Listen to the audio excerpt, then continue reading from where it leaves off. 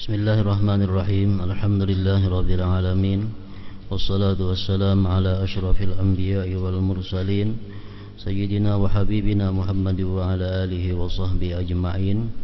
Qala al-musannif al-imam al-habib Ahmad bin Zain bin Alawi al-Habsyi rahimahullah, nafa'ana bi ulumihi. Wa amma syuhu fa huwa syajaratun min syajarin nar kama fil hadits asyuhu syajaratun fin nar faman kana sahiha akhadha bi ghusnin min aghsaniha falam yatrukhu dhalika al-ghusnu hatta yudkhilahu an-nar. Wa qala Allah ta'ala wa man yuqa shuhha nafsihi fa ulaika humul muflihun. Fasahihu la yuflihu abada bimuqtadal ayati syarifah. Wa bil hadits iyyakum wasyuhha fa innahu ahlaka man kana qablakum. Da'ahum fasafaku dima'ahum wa da'ahum fastahallu maharimahum wa da'ahum faqata'u arhamahum. Wa anhu sallallahu alaihi wasallam syarru ma fir rajul syuhun khali wa jubnun khali'. Wa anhu sallallahu alaihi wasallam la yajtami'u syuhu wal iman fi qalbi abdin. Wa anhu sallallahu alaihi wasallam ayyu zulmin a'zam indallah min asy-syuh. وحلف الله بعزته وجلالته وعظمته لا يدخل الجنة شحيح ولا بخيل إلى آخر.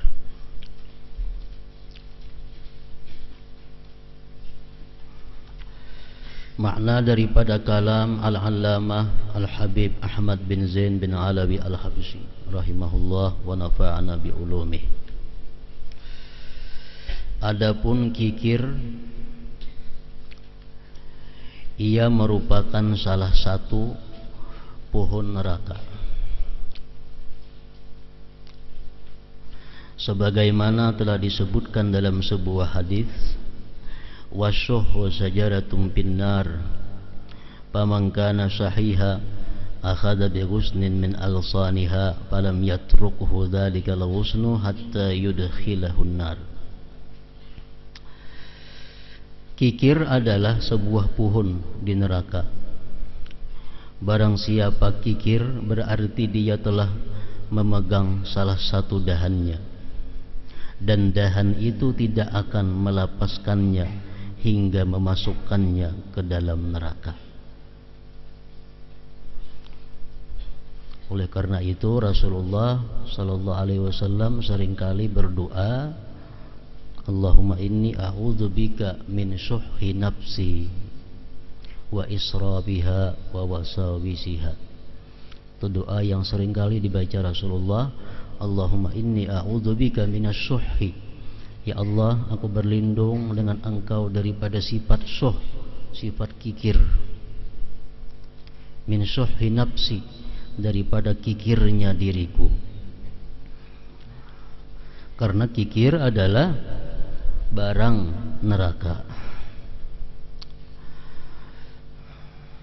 Allah Ta'ala juga mewahyukan, wa may yuqa syuhha nafsihi fa ulaika humul muflihun. Dan siapa yang dipelihara dari kekikiran dirinya, maka mereka itulah orang-orang yang beruntung. Orang yang dihindarkan Allah daripada sifat kikir, itulah orang yang beruntung, orang yang sukses dunia dan akhirat.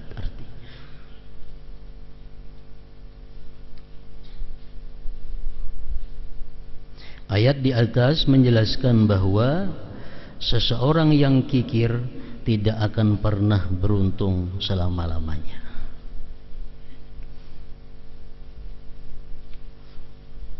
Salah seorang sahabat Rasulullah yang dikenal sangat kaya dan dermawan, Abdurrahman bin Auf.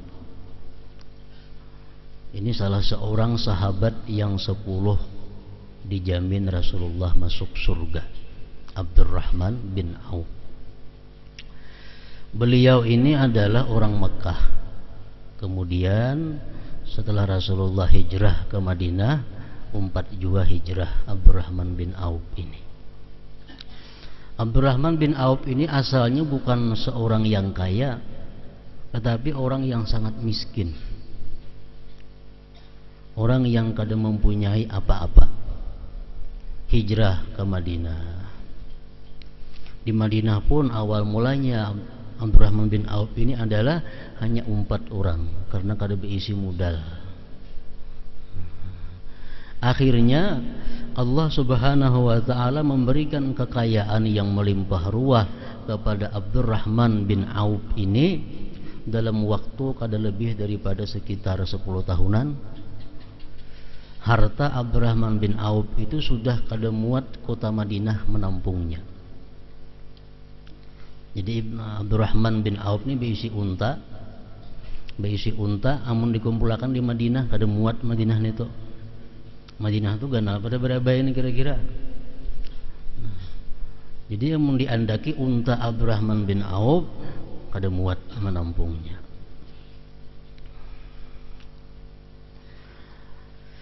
Nah, jadi di dalam kisahnya Abdurrahman bin Auf ini tawaf di Baitullah. Kan biasa tawaf itu bacaannya lain-lain. Kalau mulai Hajar Aswad sampai ke Rukun Iraki ini yang dibaca. Rukun Iraki sampai Rukun Syami ini yang dibaca. Sampai ke Rukun Yamani ini yang dibaca. Sampai ke Hajar Aswad ini yang dibaca. Di Multazam ini yang dibaca. Ada Abdurrahman bin Auf ini sakulilingan tawaf itu nang dibaca sidin cuma doa Allahumma kini suha nafsi. Allahumma kini suha nafsi. Jadi dimanapun sidin tawaf, di bintang Hajar Aswad kah, di bintang Hajar Ismail kah, di bintang Rukun Iraki, Rukun Syami, Rukun Yamani, bintang Multazam, bacaan sidin kada berubah. Allahumma kini suha nafsi. Artinya apa? Allahumma kini, ya Allah peliharakan aku suha nafsi daripada sifat kikir diriku. Jadi amalan ini bukan sidin amalakan mulai sugih aja ada, mulai dahulu sidin amalakan itu sudah. Sampai sidin kaya tetap amalan itu dibaca. Memperbanyak doa Allahumma kini suha nafsi. Nah, ya Allah peliharakanlah aku dari sifat kikir diriku. Nah, jadi ditanya oleh laki-laki itu, wahai Abdurrahman bin Auf, kenapa sebabnya engkau selalu membaca doa itu dalam tawaf, dimanapun membaca doa Allahumma kini suha nafsi. Ujar Abdurrahman bin Auf, aku membaca doa itu karena Allah menyatakan di Quran, wa mayyuqa syuhha nafsihi fa ulaika humul muflihun. Siapa-siapa yang dipelihara sifat kikir dirinya, yang terpelihara dari sifat kikir, itulah orang yang sukses, itulah orang yang beruntung. Jadi ujar sidin, kalau aku dipelihara dari sifat kikir, aku kada akan fakir, aku kada akan miskin, aku kada akan sengsara, aku kada akan terhina, karena Allah sudah menyatakan orang yang terhindar dari sifat kikir dialah yang sukses, beruntung dunia dan akhirat. Jadi sifat kikir ini bukan membuat kita kaya, ada jauh. Sifat kikir bukan membuat kita kaya, bukan menambah harta, tapi justru sebaliknya, orang yang terhindar dari kikir itulah yang beruntung, yang hartanya bisa bertambah, yang hartanya bisa melimpah ruah, seperti Abdurrahman bin Auf tadi. Jadi jangan beranggapan bahwa aku kikir ini nyaman hartaku tambah banyak. Itu anggapan yang bertentangan dengan Al-Quran. Anggapan yang salah. Ayat di atas menjelaskan bahwa seseorang yang kikir tidak akan pernah beruntung selamanya. Dalam sebuah hadis disebutkan, iyyakum wasyuhha fa innahu ahlaka man kana qablakum da'ahum fasafaku dima'ahum wa da'ahum fastahallu maharimahum wa da'ahum faqata'u arhamahum. Jauhilah sifat kikir, karena sesungguhnya ia telah membinasakan orang-orang sebelum kalian. Kekikiran itu menyeruk mereka, lalu mereka menumpahkan darah. Karena sifat kikir, mereka berkelahi, mereka perang saudara, mereka berbunuh-bunuhan karena kikir yang mengajak mereka. Dan si kikir tadi menyeruk mereka, lalu mereka menghalalkan yang diharamkan. Orang yang ada sifat kikir, hal-hal yang diharamkan Allah jadi halal baginya karena kikir. Dan menyeruk mereka, lalu mereka memutuskan hubungan dengan keluarga mereka. Keluarga ada yang sengsara, ada dibantu karena kikir. Keluarga ada yang kesusahan, dibiarkan karena kikir. Itulah kejadian yang menimpa orang-orang ini. Hadis riwayat Hakim. Rasulullah sallallahu alaihi wasallam bersabda, "Syarru ma fir rajul syuhhun hali' wa jubnun khali'." Sesuatu yang paling buruk yang terdapat pada diri seseorang adalah kekikiran yang tamak dan perasaan takut yang mencekam. Ini bila terkumpul ada dalam diri seseorang, maka terkumpul dua sesuatu yang sangat jahat, kikir dan penakut. Kikir dan penakutan.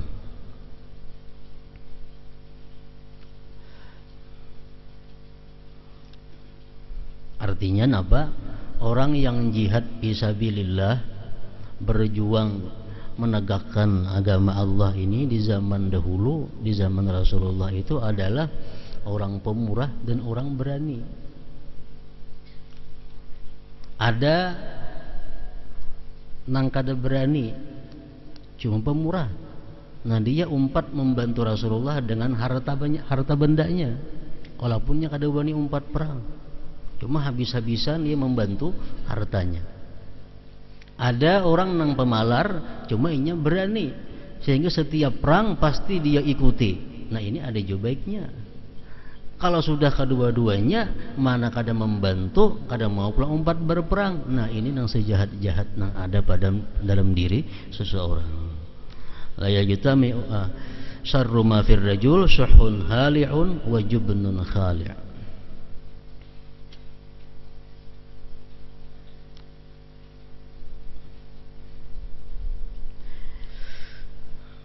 La yajtami'u syuh wal iman fi qalbi 'abdin. Kikir dan iman tidak akan pernah bersatu dalam hati seseorang hamba.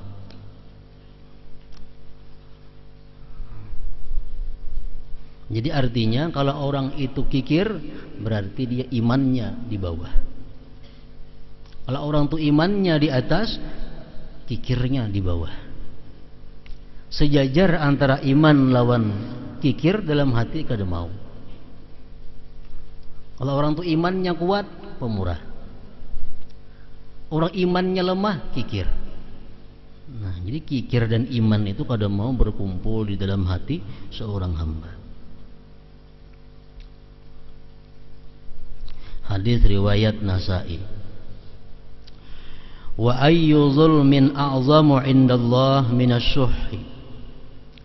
Kezaliman apakah di sisi Allah yang lebih besar dari kikir? Artinya orang yang kikir ini adalah orang yang sangat zalim di sisi Allah Subhanahu wa ta'ala. Kenapa sebabnya sedemikian berat orang yang kikir ini? Pertama, orang yang kikir ini adalah dia menganggap bahwa harta itu miliknya. Harta itu adalah miliknya. Ini sudah zalim. Artinya apa? Salah menempatkan sesuatu. Makanya orang yang kikir tadi kada tergabung iman dan kikir dalam hati. Macam-macam orang kikir tadi masuk neraka. Kenapa? Karena orang yang kikir itu satu, dia menganggap harta itu adalah miliknya. Yang kedua, dia merasa bahwa mengumpul harta itu, mencari harta itu dengan kekuatan yang ada pada dirinya. Inya merasa dapat hartanya karena kepintarannya, karena kecerdikannya, karena kekuatannya, karena keberhasilannya. Ada ingat bahwa inya bisa demikian itu adalah pertolongan Allah Subhanahu wa taala. Nah, ini nang maulah beratnya orang kikir ini.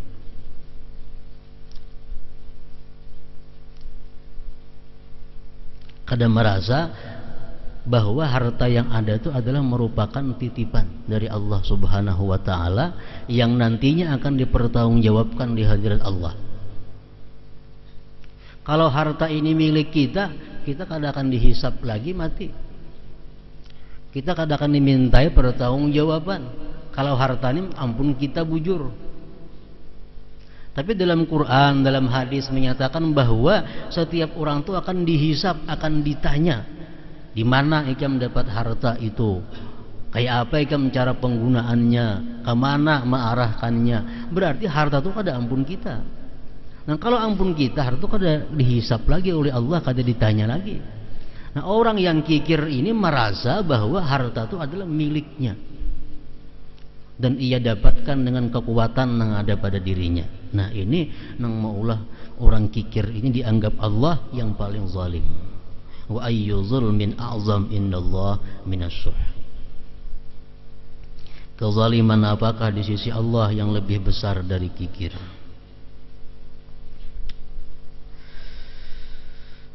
La yadkhulul jannata syahihun wala bakhilun.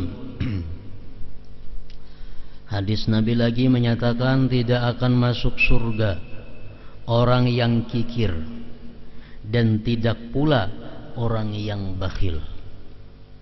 Kikir lawan bakhil itu ada perbedaan. Kikir bahasa Arabnya sahih. Tidak masuk surga orang yang kikir dan tidak masuk surga orang yang bakhil.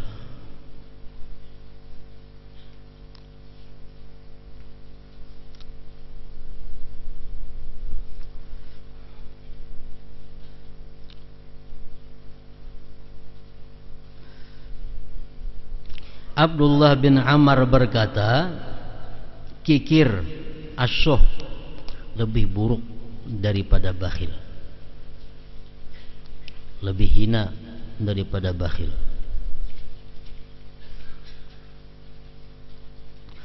Sebab seorang yang kikir akan bersikap kikir dengan harta orang lain dan berusaha untuk merebutnya.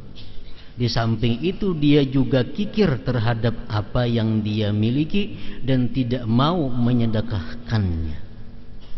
Jadi kikir ini seorang kadang mau mengeluarkan dan keberatan kalau ada orang lain mengeluarkan. Nah, ini kikir. Seorang sudah kadang mau sosial dan menangati orang lain untuk sosial. Ini sakit hati kalau ada orang lain tuh sosial. Sayangnya duit diberikan ke situ. Nah, pada orang lain kada inya kada, apalagi inya. Nah, ini adalah sahih tadi kikir. Ini lebih buruk lagi daripada bakhil.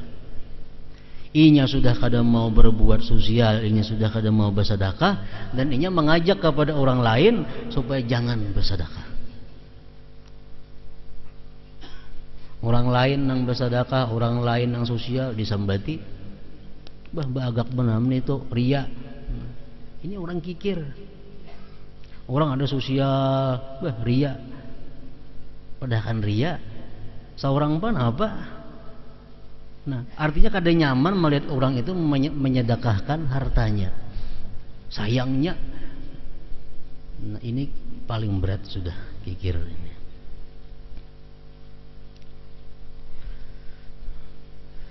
Sedangkan orang yang bakhil, dia hanya kikir terhadap hartanya sendiri. Nah bakhil ini pun seorang hanya pemalar, orang sosialnya suka aja.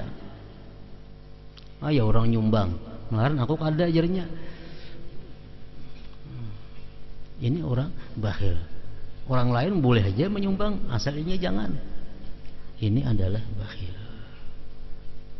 Terbaik sedikit pada kikir tadi.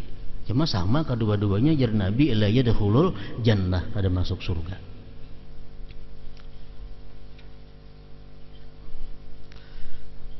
Jadi Bishrul Hafi mengatakan, Bishrul Hafi salah seorang aulia Allah mengatakan, an-nazar ilal bakhil yuqsil qalb. Kita memandang ke wajah orang bakhil itu mengaraskan hati kita. Apalagi mengawani, melihati muhanya aja sudah mengaraskan hati. Ujar Nabi, makanannya apa? Penyakit. Orang nang bakhil ini makanannya penyakit, melihati ke wajahnya mengaraskan hati kita. Dan lagi dari Bishrul Hafi mengatakan, al-bakhil la ghibata lahu, orang yang bakhil itu kada ada gibah baginya. Artinya mun disambati kita kada berdosa. Wah itu pemalar orangnya, ada apa itu? Kada ada gibah kita. Al-bakhil la ghibata lahu. Abu Hanifah mengatakan, ujar Abu Hanifah, la ara an u'addila bakhila. Pendapatku orang bakhil itu kada adil. Abu Hanifah berpendapat bahwa orang yang bakhil itu kada bisa disebut adil. Artinya apa? Jadi saksi nikah kada kawa, jadi imam makruh diikuti kalau orang yang bakhil itu.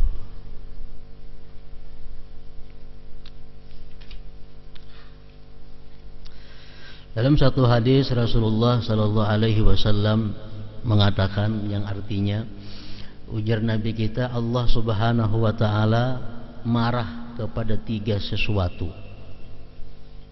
Allah murka kepada 3 sesuatu.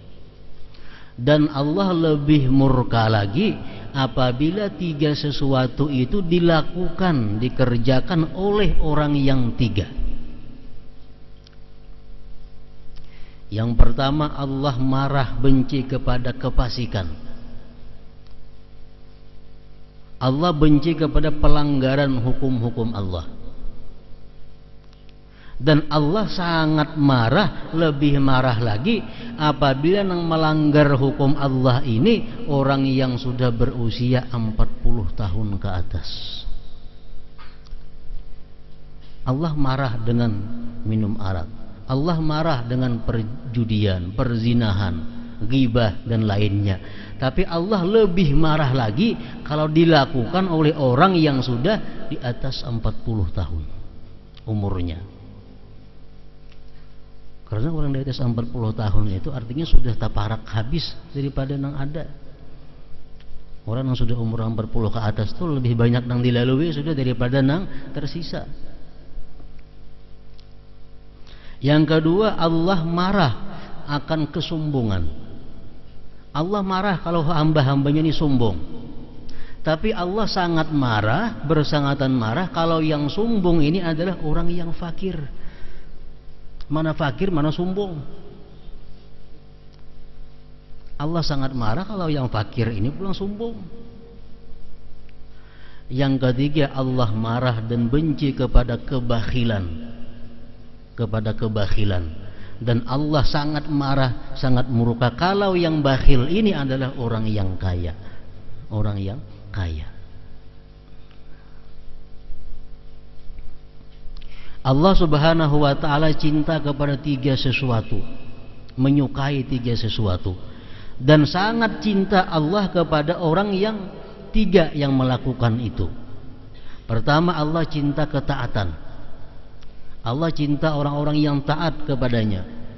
Tapi Allah sangat cinta kalau yang taat itu adalah seorang pemuda.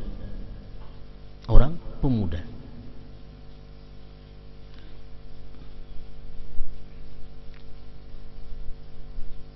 Pemuda itu artinya di bawah 40 tahun.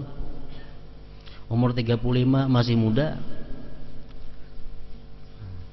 Kalau orang umur demikian taat kepada Allah, Allah lebih suka daripada orang tua yang taat, lebih suka.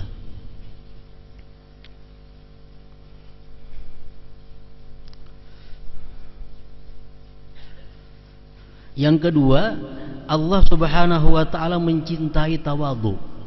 Allah cinta kepada orang-orang yang tawadhu. Tapi Allah sangat cinta lagi kalau yang tawadhu itu adalah orang yang kaya.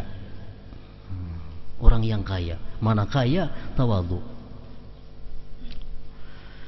Yang ketiga, Allah cinta kepada pemurah. Pemurah sangat cinta Allah Ta'ala. Dan lebih cinta lagi Allah kalau yang pemurah itu adalah orang yang fakir miskin. Ini fakir, pemurah.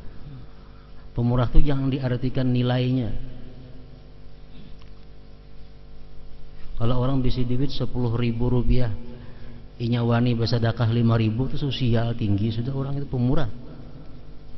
Bisa duit 10.000, wani memberi 5.000, itu sudah pemurah. Ketimbang orang bisa duit 1 juta memberi 10.000. Ini pemurah bukan diukur banyaknya, tapi dari orangnya. Allah cinta kepada pemurah, dan lebih cinta kalau yang pemurah itu adalah orang yang fakir.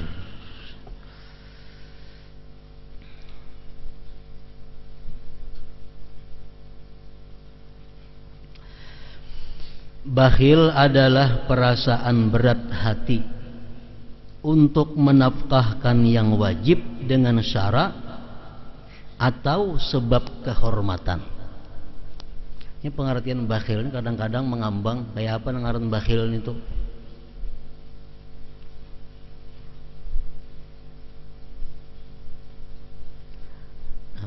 Bakhil itu adalah perasaan berat hati untuk menafkahkan yang wajib dengan syarat atau sebab kehormatan. Zakat ini kewajiban syarat. Orang yang kada berzakat, atau orang yang mengurangi zakat, atau orang yang mengakalani zakat, bakhil. Masuk dalam ancaman-ancaman Allah tadi. Zakat diutak-atik sedemikian rupa sehingga manfaatnya kembali kepada seorang. Zakat kada beres, zakat kurang. Nah, ini sudah bakhil. Atau sebab kehormatan. Sebab kehormatan. Umpamanya di kampung kita ini orang masing-masing beadaan 10.000 rupiah. Orang 10.000 beadaan. Ada inyan ini kada 5.000 aja beri. Padahal kekayaannya kok kurang lebih aja, usahanya kok kurang lebih aja, 5.000 aja beri. Nah, ini ngarannya apa? Kehormatan. Ini bakhil. Masuk juga dalam ancaman Allah tadi. Menafkahkan yang wajib dengan syarat atau sebab kehormatan.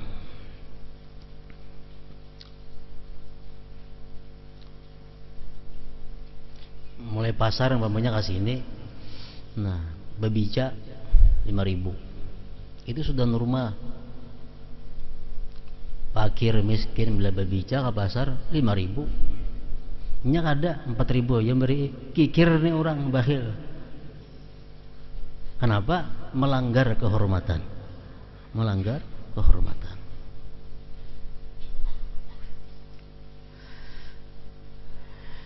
Seseorang disebut bakhil jika dia tidak mau mengeluarkan zakat. Itu sudah jelas. Dan enggan atau keberatan untuk memberikan nafkah wajib. Anaknya, bininya, ketika dinafkahinya, itu jelas sudah bakhil. Sebagai contoh, seseorang yang keberatan untuk memberikan hartanya yang baik kepada orang lain. Dia hanya bersedia memberikan hartanya yang buruk.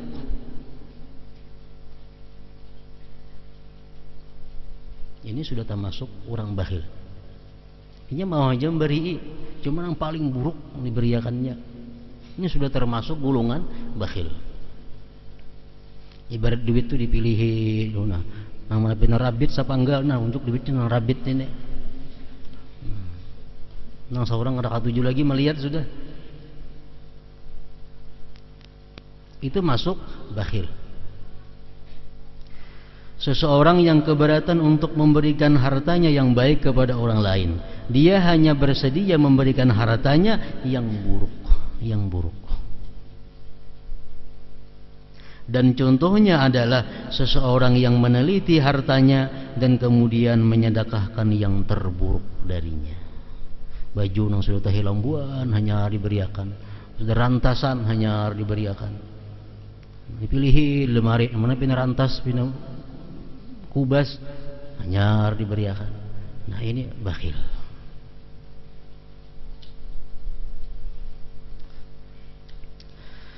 Seseorang yang bakhil adalah dia yang tidak mau mengeluarkan harta yang menurut syariat dan adat kebiasaan harus dikeluarkan. Jadi menurut syariat dan adat. Jadi bakhil ini 2 ukurannya, syariat dan adat.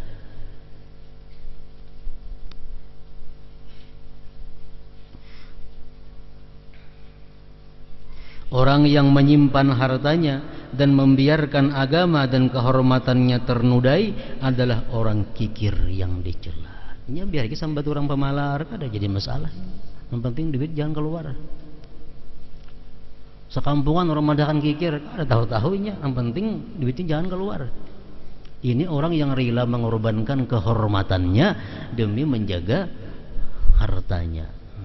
Padahal Allah Subhanahu wa taala menciptakan harta ini untuk menjaga agama dan kehormatan manusia.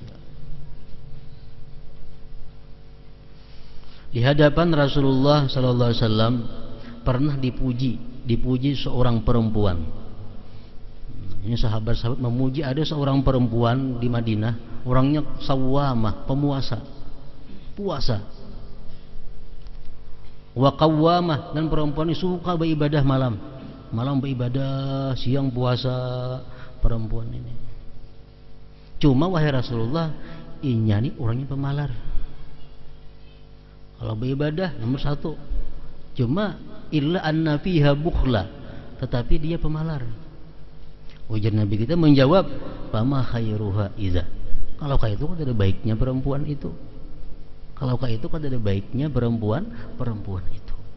Nah, orang pemuasa, penyembah yang malam, pemalar, Nabi kan ada baiknya. Puasa kada, penyembah yang malam kada, tambah pemalar. Komplit tuh.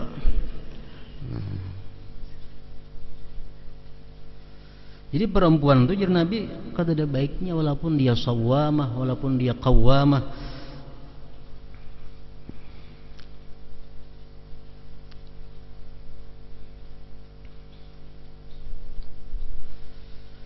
Rasulullah mengatakan al-jahilus sakhi ahabbu ilallah minal alimil bakhil. Orang yang bodoh, orang yang jahil, tapi dia pemurah, dia lebih disenangi Allah daripada orang yang berilmu namun dia bakhil, namun dia pemalar. Orang yang berilmu saja kalau dia pemalar kada disukai Allah, apalagi nang kada berilmu, apalagi nang kada mempunyai ilmu.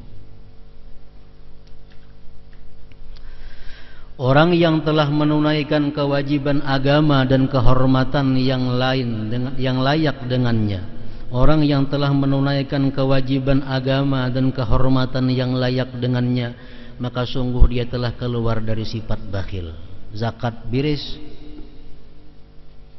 kehormatannya dijaganya dengan hartanya, nah dia sudah keluar daripada sifat bakhil. Rasulullah ada mengatakan dalam satu hadis, ujar Nabi kita, bari'a minasyuh man adda zakah wa qarad dhaifa wa ata fin naibah. Terlepas dari sifat syuh orang yang menunaikan zakat dan menjamu tamu dan membantu orang-orang yang dapat musibah. Kalau kita 3 perkara itu kita lakukan, zakat kita bayar, tamu kita jamu, yang ketiga kita bantu orang yang kena musibah, terlepas daripada syuh, terlepas daripada kikir. Kalau tamu tuh hilang ke rumah kita. Nah, sampai jam makan.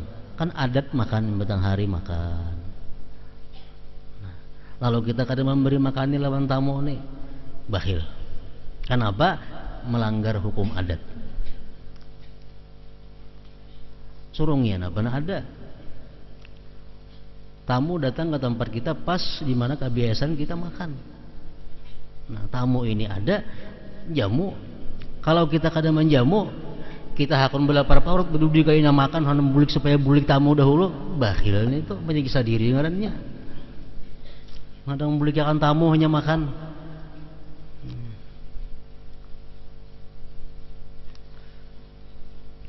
Orang yang telah menunaikan kewajiban agama dan kehormatan yang layak dengannya, maka sungguh dia telah keluar dari sifat bakhil. Imam Ghazali mengatakan, kenapa kita bakhil? Sebabnya, bakhil salah satu sifat muhlikat yang membinasakan diri kita, mencelakakan kita, wajib diobati. Wajib diobati. Nah, kita kada bisa mengobati kikir bakhil ini kalau kita kada tahu sebabnya. Kenapa sebabnya kita ini kikir dengan harta kita? Kenapa sebabnya kita bakhil dengan harta kita ini? Ada 3 sebab nang maulah kita sedemikian nih. Pertama, hubbul mal. Kita cinta harta. Kita cinta harta. Orang cinta harta ini ada 2 macam pula. Dia cinta harta karena kasratus syahwat. Dia banyak nang dikaping ini. Macam-macam dikaping ini. Sehingga ada duit kada kau disisihkan ke lain karena kebanyakan nang dikehendaki. Hendak beisi ini, beisi itu, beisi macam-macam dikehendaki. Sehingga ada duit tak kasih itu kada kawa untuk menyisihkan kepada sedekah dan lainnya. Nah, ini pertama, cinta harta untuk meluluskan nang dikapingininya. Kita kapingin nukar baju 100.000 rupiah, kapingin ada 100.000 duit pas sagan nukar baju tadi. Datang orang minta-minta lawan kita, maulah kita beri duit pas 100.000-annya, mau diberiakan ke sini nukar baju kalau cukup lagi. Kadang mau kita beri, kenapa? Karena kita kapingin lawan baju itu sudah ditukar. Nah, banyak yang dikaping ini, macam-macam dikaping ini. Ini penyebab salah satu kita bakhil. Yang kedua, penyebab kita bakhil ini adalah cinta harta, cinta kepada ainul mal, cinta kepada ain harta. Dia cinta kepada duit itu, cinta kepada duitnya itu dia cintai. Makan nang nyaman kada wani, sayang keluar duit. Nukar baju nang baik kada wani, sayang duitku berkurang. Baubat kada wani, sayang duitku berkurang. Duit dijapai hari-hari ditimbang di apa. Nah, ini orang nang bakhil. Bakhil karena kasayangan di duit. Rana-rana kita malam melihat duit, nah, ada aja kah duitku kada kah. Nah, dipusu-pusu dihitung duit hari-hari ini tuh jadi gawe nukar baju kada wani, nukar apa kada wani, apalagi bersedekah kasayangan di duit. Nah tuh. Yang kedua, sebab kita bakhil ini adalah tulul amal. Kita masih merasa punya umur panjang. Kita merasa mungkin mati mungkin 20 tahun lagi atau 30 tahun lagi merasa mati. Lalu kita bakhil. Andai kita meyakini bahwa kita isuk mati, kita wani hari ini habis-habisan. Kenapa? Karena merasa isuk mati. Tapi karena kita merasa mati mungkin 20-30 tahun lagi, nah lalu kita bakhil.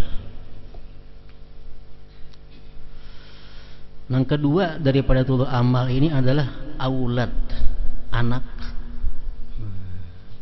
Anak ini menempati tulul amal juga. Orang sudah berumur 90 tahun, ini merasa para kaya sudah mati, cuma anak masih anum. Nah, anak ini menempati dirinya juga. Mun aku mati kayak begini anakku, mengkusuk sedekahkan, ku hadiahkan, ku wakapan kayak begini anakku hidup cuma aku mati. Nah, ini menempati sama lawan tulul amal. Nah, jadi sebabnya itu bakhil. Bisa karena seorang merasa lagi panjang hidup, atau seorang merasa parak mati cuma merasa anak masih banyak. Nah, ketiga sebabnya kita bakhil adalah ini yang utama, dha'ful iman, lemah iman. Iman kada kuat, kepercayaan kepada Allah kurang. Nah, penyebab bakhil salah satu antara itu. Kalau kita hendak mengobati bakhil diri kita ini, cari penyebabnya, namanya 4. Kalau kita bakhil karena kita ini cinta harta, karena harta ini menyampaikan kepada yang macam-macam ku kaping ini obatnya jadi Imam Ghazali adalah qanaah. Qanaah itu cukup dengan yang sudah ada.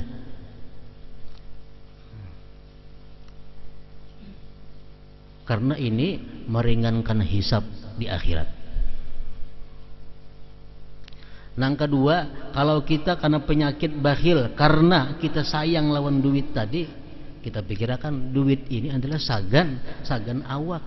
Kenapa duitnya maka disayangi, duitnya maka disimpani, awak biar menderita lah.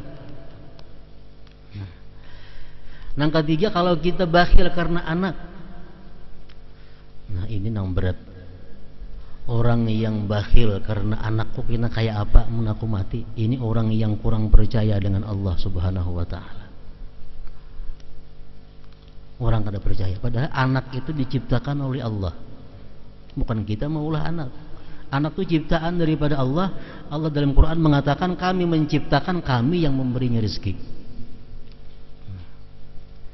Dan lagi anak ini ada 2. Kalau sudah kita mati gina, anak ini imma orang saleh atau orang fasik. Kalau kita meninggali harta kepada anak yang saleh, kada ada gunanya. Kenapa? Allah sudah menjamin kehidupan orang yang saleh. Orang yang saleh walaupun kada ditinggali harta, Allah jamin. Allah bahagiakan hidupnya, Allah senangkan hidupnya. Kalau kita meninggali anak ini, anak orang jadi orang fasik, inya berbuat maksiat, dikubur kita dapat jatahnya.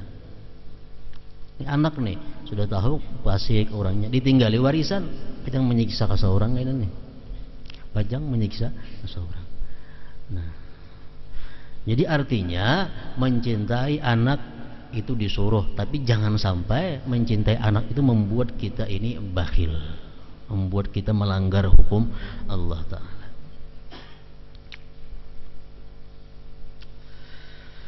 Tingkatan manusia dalam kedermawanan berbeda-beda.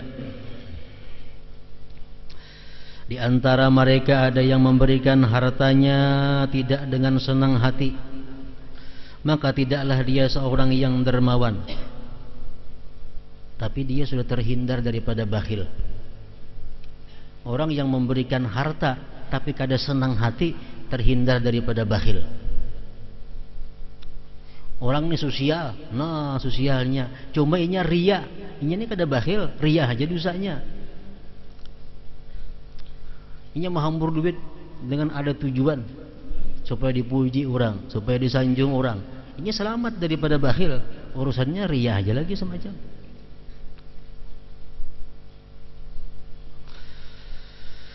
Contohnya adalah seseorang yang memberikan hartanya karena takut dicela manusia, atau karena mengharapkan manfaat atau pujian. Itu bukan dermawan ngarannya, cuma sudah kada bakhil lagi, tapi bukan sampai kepada tingkatan dermawan. Tentunya dia tidak dapat disebut sebagai seorang dermawan. Dermawan adalah seseorang yang mendermakan hartanya dengan senang hati hanya karena Allah Ta'ala dan mengharapkan pahalanya. Nah, itu orang yang disebut sakhiyun. Dia dengan senang hati memberi, dia ikhlas, dia mengharapkan pahala dari Allah. Adapun pada hakikatnya yang dermawan itu adalah Allah yang Maha Pemurah. Sebenarnya yang Maha Dermawan itu adalah Allah Subhanahu wa Ta'ala. Manusia yang dermawan berarti berakhlak dengan akhlaknya Allah Subhanahu wa Ta'ala. Diriwayatkan bahwa seorang perempuan ahli ibadah bertanya kepada Hayyan bin Hilal yang lagi duduk bersama teman-temannya, apakah arti kedermawanan menurutmu? Mendermakan harta dan mengutamakan orang lain, itulah kedermawanan, jawab Hayyan bin Hilal. Ini adalah kedermawanan dunia. Yang saya tanyakan adalah kedermawanan akhirat, ucapnya si perempuan tadi. Kita beribadah kepada Allah dengan senang hati, itu ngarannya dermawan akhirat, jawab Hayyan bin Hilal. Apakah kalian mengharapkan balasan atas ibadah kalian itu? Tanya perempuan itu kembali. Benar, jawab Hayyan dan teman-temannya. Mengapa mengharap balasan Allah? Sebab Allah telah berjanji untuk membalas satu kebaikan dengan 10 kebaikan yang sama, jawab Hayyan bin Hilal.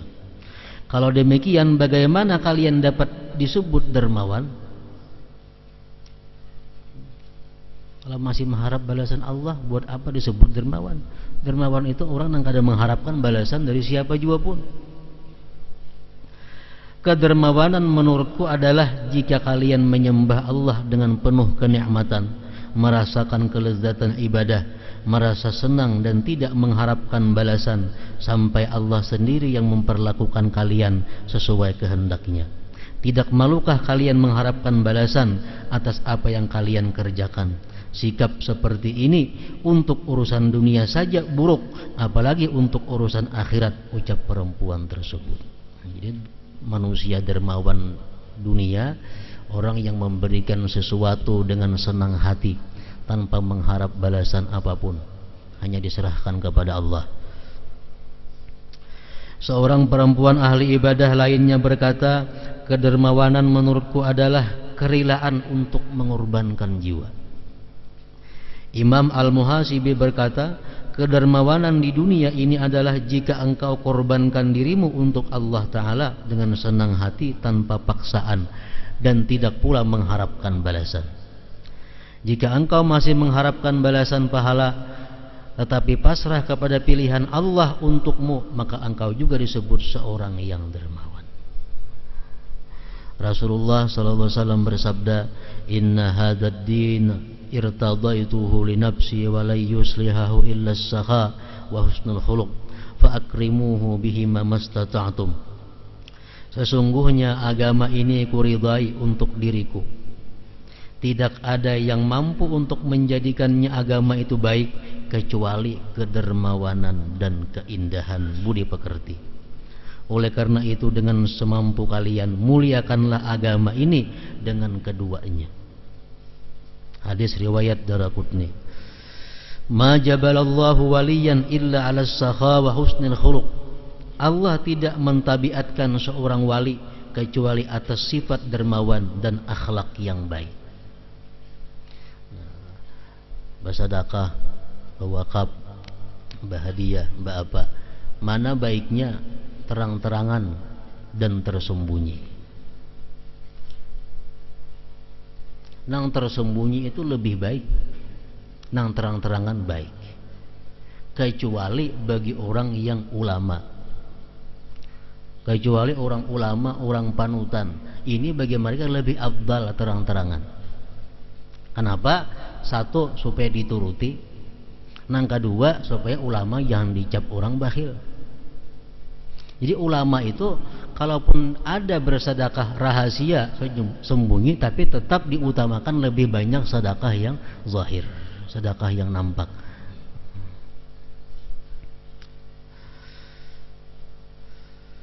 Allah tidak mentabiatkan seorang wali kecuali atas sifat dermawan dan akhlak yang baik. Hadis riwayat Daraqutni. Tajafau an dzambis sakhi fa innallaha akhidun biyadihi kullama athara aqalah. Jauhilah dosa seorang dermawan, karena sesungguhnya Allah memegang dengan tangannya. Setiap kali dia tergelincir, Allah memaafkannya. Artinya kalau orang dermawan, orang yang dikenal pemurah, mereka ada berbuat dosa, jangan tapi hendak disambati, jangan tapi hendak dibahas-bahas.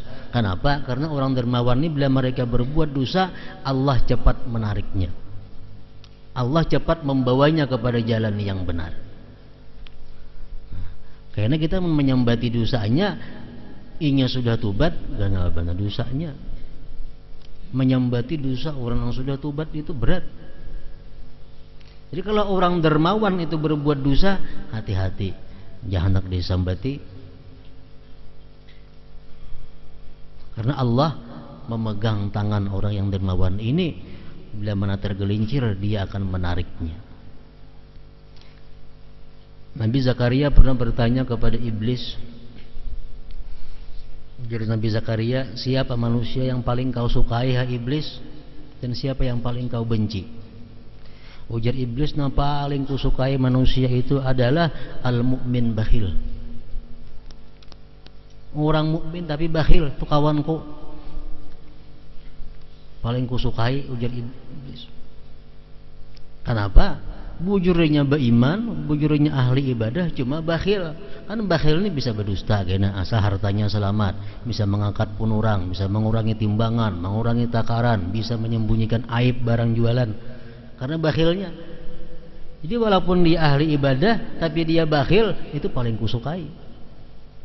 Yang paling kau benci siapa hai iblis? Ujar Nabi Zakaria. Iblis menjawab, yang paling aku benci adalah orang fasik namun pemurah. Dia fasik, minum arak, berzina, judi, tapi penyedekah orangnya, itu kusukai. Kenapa? Karena orang yang pemurah ini jadi iblis, setiap kali dia keliru, dia akan ditarik oleh Allah Subhanahu wa taala kepada jalan yang lurus.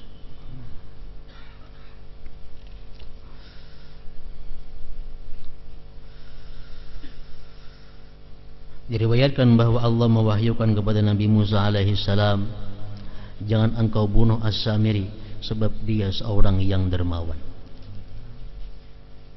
Sufyan bin Uyainah berkata, dermawan adalah berbuat baik dengan teman dan pemurah dengan harta. Al-Hasanul Basri berkata, puncak kedermawanan adalah mencurahkan segenap kemampuan untuk mendermakan semua yang dimiliki. Beliau juga berkata, dermawan adalah jika engkau dermakan hartamu untuk Allah Azza wa Jalla. Lalu beliau ditanya, jika demikian, lalu apakah yang dimaksud dengan hazam? Hazam adalah jika engkau tidak berderma karena Allah, jawab beliau. Dalam perang, Rasulullah SAW bersama sahabatnya memenangkan peperangan, banyak dapat tawanan dan banyak dapat harta rampasan perang. Tawanan ini perintah Allah dibunuh.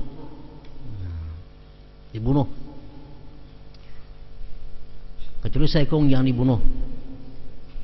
Jadi jawab Sayyidina Ali, wahai Rasulullah, perangnya perang yang sama, agamanya agama yang sama, hukum sama, kenapa yang lain dibunuh? Ini gada. Ujar Nabi, Allah mewahyukan tadi kepada aku bahwa ini orang adalah sakhiyun, dia pemurah, jangan dibunuh. Ini belum sampai ke akhirat, dalam dunia sudah dimuliakan oleh Allah Subhanahu wa taala. Hazam adalah jika engkau tidak berderma karena Allah. Jawab beliau, lalu apakah yang dimaksud dengan israf, berlebih-lebihan? Mendermakan harta untuk mencapai kedudukan, mengorbankan harta untuk mencapai satu kedudukan, satu kepangkatan. Nah, itu kalau dermawan ngarannya.